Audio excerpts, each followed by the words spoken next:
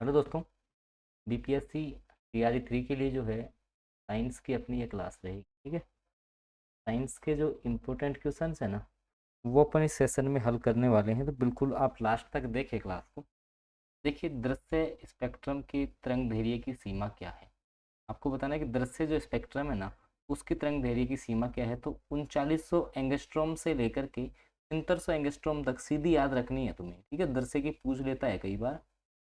B option सटीक रहेगा इस क्वेश्चन का। 63वीं बीपीएससी प्री एग्जाम 2017 में ये प्रश्न दोस्तों पूछा हुआ है।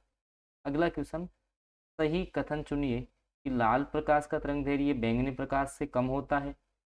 लाल प्रकाश का तरंग दैर्घ्य बैंगनी से ज़्यादा है। बैंगनी का तरंग दैर्घ्य हरे से ज़्यादा है। किसका किससे ज़्यादा होता है, अभी अपन देख लेते हैं। देखिए, मैं आपको बता दूं, इसको अपन बोलते हैं प्रकाश का वर्ण विक्षेपण। जैसे मान लो ये कोई प्रिज्म है, कांच का होता है प्रिज्म। ठीक है, यहाँ से प्रकाश की किरण जाएगी, यहाँ से क्या जाएगी, प्रकाश की किरण। तो ये यहाँ पर जा करके जो है ना, ये आपके 7 भागों में बढ़ जाती है। कितने भागों में बढ़ जाती है, 7 भागों में। अब इनका क्रम तुम्हें पता होना चाहिए। तो क्रम ये होता है VI BG YOR। ये बस ये क्रम, ये शब्द आपको याद रखना पड़ेगा, VI BG YOR। वी से आपका हो गया वोयलेट बैंगनी। ठीक है, आई से हो गया इंडिगो। बी से हो गया ब्लू। जी से ग्रीन, येलो, ऑरेंज, रेड। ठीक है। अब देखो, लाल प्रकाश का तरंग दैर्घ्य बैंगनी से कम है। अब तरंग दैर्घ्य किसका, इस साइड नीचे की तरफ तरंग दैर्घ्य सबसे ज्यादा है। जैसे लाल का तरंग दैर्घ्य सबसे ज्यादा है, क्या ज्यादा है, तरंग दैर्घ्य। इस बैंगनी का विचलन सबसे ज्यादा होता है। लेकिन अभी अपन तरंग दैर्घ्य की बात करें तो इनका सबका कम है, लाल का ज्यादा। अब देखो, लाल का तरंग दैर्घ्य बैंगनी से कम है, गलत बात। लाल का तरंग दैर्घ्य बैंगनी प्रकाश से ज्यादा है, सही बात है। तो यही ऑप्शन आपका सटीक हो गया, ये लो। ठीक है, बी ऑप्शन सटीक हो गया। 64वीं बीपीएससी प्री एग्जाम 2018 में दोस्तों ये प्रश्न पूछा हुआ, आपका याद रखना है। ये कम्प्लीटली जो बचे हुए, जैसे मान लो कि 18 जो 19 दिन है, अगर जिसको कम्प्लीटली तैयारी करनी है 40+80 की, तो वो लोग जुड़ सकते हैं। कंप्लीट प्रीवियस ईयर क्वेश्चन देने वाले हैं आपको, एनसीईआरटी की क्लास और एससीईआरटी के एमसीक्यू हैं सारे। ठीक है, पीडीएफ आपको मिलेंगी डेली बेसिस पे। जिसको भी जुड़ना है वो जुड़ सकता है। इसके लिए इस नंबर पर व्हाट्सएप मैसेज कर दो, सब्जेक्ट बता दो, सर मेरा ये सब्जेक्ट है, 18 से 20 दिन है मेरे पास, कैसे तैयारी करनी है, अलग अलग प्राइस है सबकी, आसानी से सिलेक्शन निकाल लोगे। क्योंकि दोनों भर्तियों की बात करें तो 3500 बच्चों ने इन नोट्स के माध्यम से जो है ना सिलेक्शन निकाला है। आप भी जुड़ करके सिलेक्शन निकाल सकते हैं। डिस्प्ले पे नंबर चल रहा है, मैं बता देता हूँ, 6376703831। इस नंबर पर जो है ना आप लोग व्हाट्सएप मैसेज कर सकते हैं। ठीक है, डिस्प्ले पे चल रहा है, बता देना कि सर मेरा ये सब्जेक्ट है, कैसे मेरे को तैयारी करनी है लास्ट टाइम। ठीक है। अगला क्वेश्चन आ जाओ फिर। अगला जो आपका क्वेश्चन है कि वह ताप जिस पर ठोस, द्रव और गैसीय अवस्थाएं एक साथ रह सकती हैं क्या कहलाता है, बताओ। देखिए, वह ताप जिस पर कोई भी ठोस, द्रव और जो गैसीय अवस्थाएं वो एक साथ रहेंगे, उसको क्या बोलते हैं, उसको बोलते हैं अपन त्रिक बिंदु। क्या बोलते हैं उसको, त्रिक बिंदु। डी ऑप्शन तो सटीक हो गया। गलनांक क्या होता है, मेल्टिंग पॉइंट। कि जब कोई पदार्थ जैसे मान लो द्रव अवस्था से जो है ठोस में बदलता है, जैसे मान लो कि जल है वो बर्फ बन रहा है।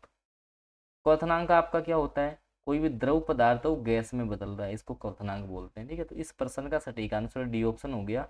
67वीं बीपीएससी प्री एग्जाम 2022 में दोस्तों प्रश्न पूछा हुआ है, आपको याद रख लेना है।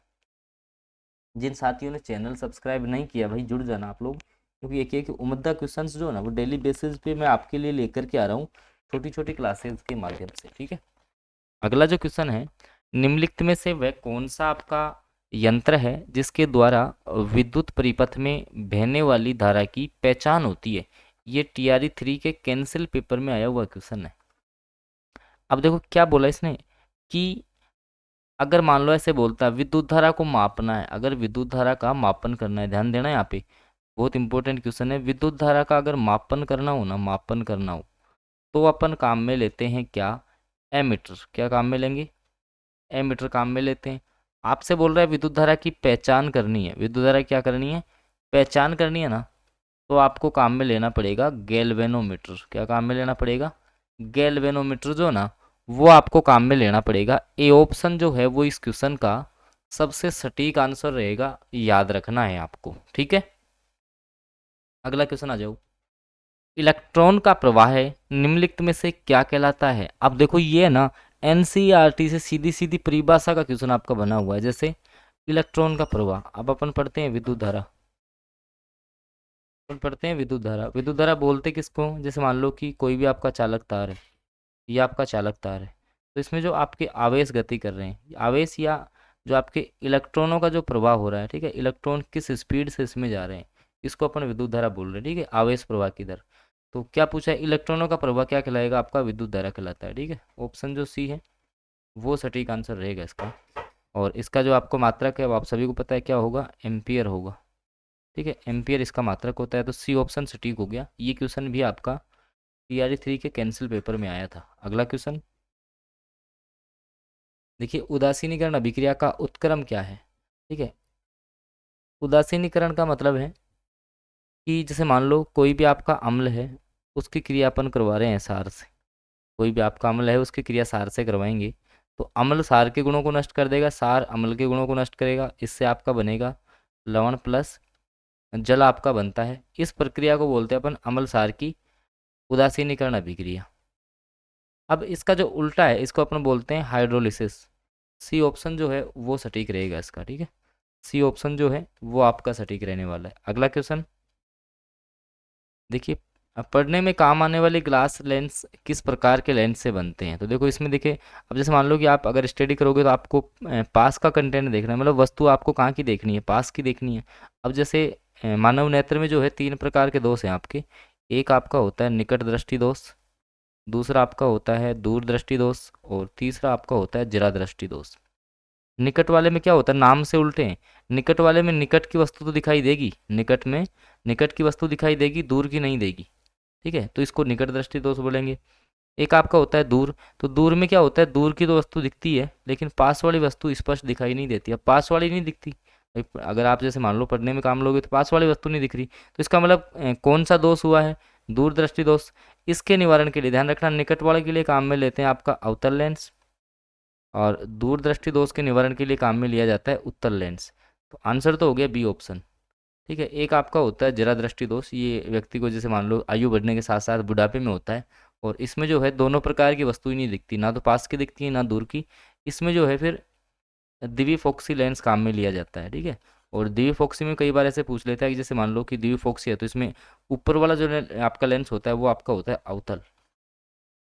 अगला क्वेश्चन, उससे पहले ये है अपना जैसे 1500 क्वेश्चंस का जो जीके जीएस का पीडीएफ है, लास्ट टाइम में लगभग सभी बच्चे जो है इससे अध्ययन कर चुके हैं, आप भी अध्ययन कर सकते हो। इसके लिए जो है आप जो दिया गया नंबर है 6376703831, इस पर आप व्हाट्सएप मैसेज करते हैं, मात्र 90 रुपीज़ में जो है ये पीडीएफ आपको मिलता है।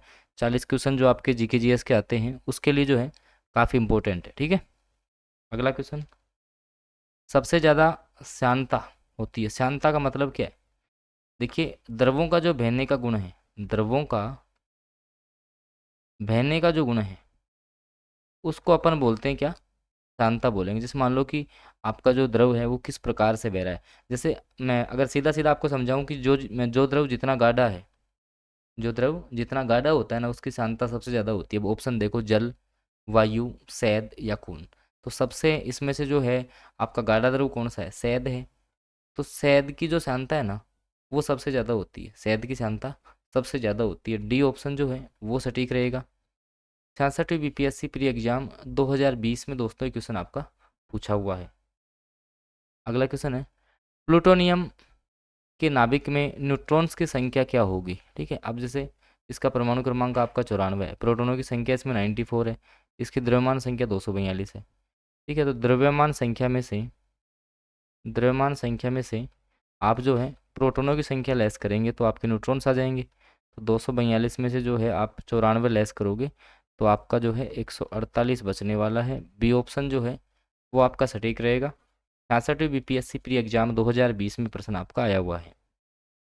निम्नलिखित में से कौन सा तरलीकृत पेट्रोलियम गैस का प्रमुख घटक है।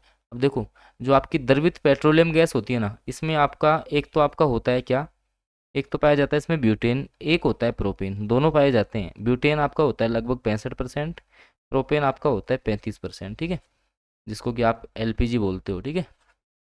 तो अब इसमें देखो कौन सा घटक, प्रोपेन भी है और ब्यूटेन भी है, तो एक से अधिक ऑप्शन सही होंगे, तो ई ऑप्शन जो है ना वो आपका सटीक रहने वाला है। 67वीं बीपीएससी प्री एग्जाम 2022 में क्वेश्चन आपका आ चुका है।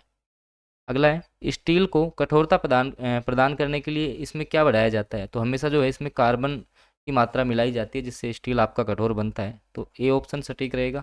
42वीं बीपीएससी प्री एग्जाम में जो है क्वेश्चन आपका पूछा हुआ है। अगला क्वेश्चन, निम्नलिखित में से किसमें ऋणात्मक आवेश होता है। देखो आपकी जो एल्फा किरणें होती हैं ये आपकी धनात्मक होती हैं, पॉजिटिव। बीटा जो किरणें हैं वो नेगेटिव हैं। गामा जो आपकी किरणें होती हैं ये आपकी जो है उदासीन होती हैं। ठीक है, एल्फा आपका इस प्रकार से, बीटा इससे और गामा आपका ऐसे हो जाएगा। ठीक है, तो सी ऑप्शन सटीक हो गया, बीटा किरण। 45वीं बीपीएससी प्री एग्जाम 2002 में क्वेश्चन जो है आपका आया हुआ है। अगला क्वेश्चन है, ग्लूकोज का जो फॉर्मूला होता है वो आपका होता है C6H12O6। ठीक है, जैसे आपका जैसे ये H22 वाला ये आपका फ्रक्टोज का होता है। ग्लूकोज का पूछा है तो देखो सी ऑप्शन में दे रखा है C6H12O6। ये भी 2016 में जो है क्वेश्चन आपका आया हुआ है। तो दोस्तों ये कुछ क्वेश्चंस थे जिनका अपन ने डिस्कस किया है, साइंस के क्वेश्चन है। बाकी जीके जीएस के लिए आप लोग देख सकते हैं। और जो साथी चैनल से नहीं जुड़े हैं वो सब्सक्राइब कर लेंगे क्योंकि डेली बेसिस पे जो है आप लोगों के लिए क्लासेज आ रही हैं। तो बिल्कुल आप चैनल को सब्सक्राइब करने के साथ साथ में बेल नोटिफिकेशन ऑन करो ताकि आगामी जो भी क्लासेज आएंगे उनकी अपडेट आप लोगों तक पहुंच जाएगी। धन्यवाद।